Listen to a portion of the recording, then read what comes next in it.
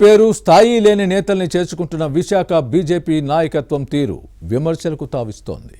వైసీపీలో అవినీతి అక్రమాలకు పాల్పడ్డారని ఆరోపణలు ఎదుర్కొంటున్న నేతలకు కాషాయ కండువా కప్పడంతో ప్రజల్లో పార్టీ పలచనవుతోంది.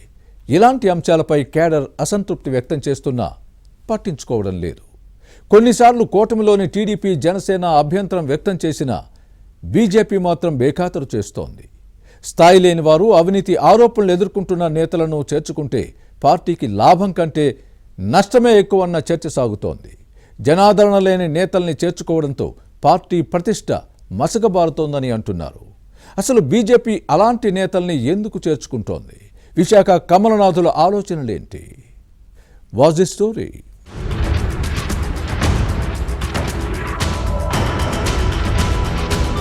భారతీయ జనతా పార్టీ మరింత బలోపేతం అయ్యేందుకు పలు రాష్ట్రాల్లో ప్రత్యర్థి పార్టీల నుంచి కీలక నేతలను చేర్చుకుంటోంది. ఆంధ్రప్రదేశ్లోని కొన్ని జిల్లాల్లోనూ జాయినింగ్స్ జరుగుతున్నాయి. మంచి ప్రజాదరణ ఉన్నవారిని చేర్చుకుంటే పార్టీకి అంతో ఇంతో ప్రయోజనం ఉంటుంది. కానీ చేరికల విషయంలో ఉమ్మడి విశాఖ జిల్లాలో కాస్త భిన్నమైన పరిస్థితులున్నాయి. స్థాయి లేని నేతలతో పాటు అవినీతి మకిలి అంటిన వారిని చేర్చుకోవటం విమర్శలకు తావిస్తోంది. అలాంటి వారికి కాషాయ కండువా కప్పడంపై క్యాడర్లో అసంతృప్తి వ్యక్తమైంది. జగన్ పాలనలో కొందరు వైసీపీ నేతలు అక్రమాలకు పాల్పడ్డారన్న ఆరోపణలు ఉన్నాయి. అలాంటి వారిని శిక్షించాలని డిమాండ్ చేయడంతో బీజేపీపై ప్రజల్లో సదభిప్రాయం ఏర్పడింది.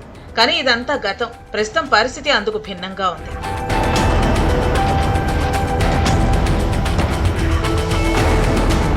వైసీపీలో ఉన్నప్పుడు అవినీతి అక్రమాలకు పాల్పడిన వారికి కాషాయ దళంలో చేర్చుకోవటం విమర్శలకు తావిస్తోంది.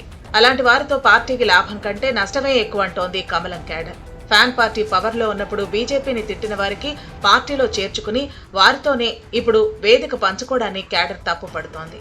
ఏపీలో అధికారంలో ఉన్న కూటమి ప్రభుత్వంలో బీజేపీ భాగస్వామి. వైసీపీలో అవినీతి మకిలి అంటిన వారిని పార్టీలో చేర్చుకోవద్దని టీడీపీ జనసేన కోరినా కమలం పార్టీ నేతలు పట్టించుకోవటం లేదు. దీంతో ఏపీ కమలనాథులపై సైకిల్ గ్లాసు పార్టీ నేతలు కుర్రుగా ఉన్నారట. ఈ విషయంలో కూటమి పార్టీలో విభేదాలు వస్తున్నాయంటారు.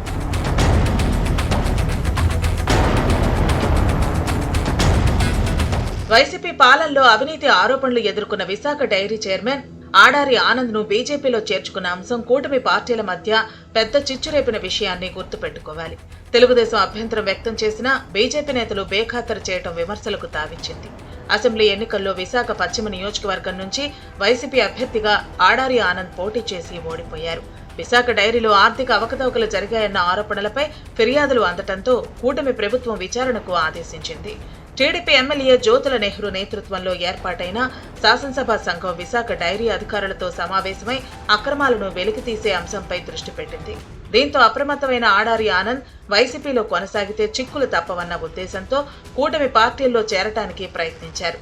కానీ టీడీపీ జనసేన నో చెప్పడంతో కంగు తిన్నారు. ఇక లాభం లేదనుకుని తన పలుకుబడిని ఉపయోగించి కమలం పార్టీలో జాయిన్ అయ్యారు ఆనంద్.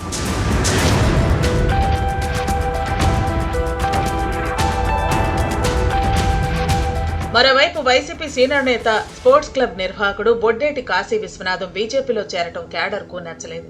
విశాఖ పోర్ట్ ట్రస్ట్ స్టేడియంను లీజుకు తీసుకుని ఈయన నిర్వహిస్తున్న క్రీడా సంస్థపై పలు ఆరోపణలు వచ్చాయి. శిక్షణకు వచ్చిన వారి నుంచి ఫీజులు గుంజుతున్నారని అంటారు. ఈ మధ్యనే స్పోర్ట్స్ క్లబ్ స్విమ్మింగ్ పూల్లో 7 ఏళ్ల బాలుడు రిషి మృతి చెందారు. సరైన భద్రతా ప్రమాణాలు పాటించకపోవడంతో పాటు సుశిక్షితులైన సిబ్బంది లేకపోవడంతోనే ఈ ఘటన జరిగిందన్న విమర్శలు వచ్చాయి. కేసు లేకుండా చూసుకునేందుకు తన పరపతితో ఇటు బాధిత కుటుంబంతో పాటు అటు పోలీసులను మేనేజ్ చేశారన్న ఆరోపణలు వచ్చాయి. దీంతో బీజేపీ ఎమ్మెల్యే విష్ణుకుమార్ రాజు ఈ అంశాన్ని సీరియస్ గా తీసుకుని స్పోర్ట్స్ క్లబ్ స్విమ్మింగ్ పూల్ ను పరిశీలించి బాలుడి మృతికి బాధ్యులైన వారిపై చర్యలు తీసుకోవాలని డిమాండ్ చేయడంతో విశ్వనాథం వెన్నులో వణుకు పుట్టింది. ఇక తనకు కష్టాలు తప్పవని భావించారు. ఫ్యాన్ పార్టీలోనే ఉంటే రాజకీయ నేతలు మరింత టార్గెట్ చేస్తారని అనుకున్నారు. తన వ్యాపారం దెబ్బతింటుందని భయపడి వైసీపీకి గుడ్ బై చెప్పి బీజేపీలో చేరారు కాశీ విశ్వనాథం. ఇలా పలు ఆరోపణలు ఎదుర్కొంటున్న నేతలకు కాషాయ కండువా కప్పడంతో కమలం పార్టీ అప్రతిష్టతను మూటగట్టుకుంటోంది.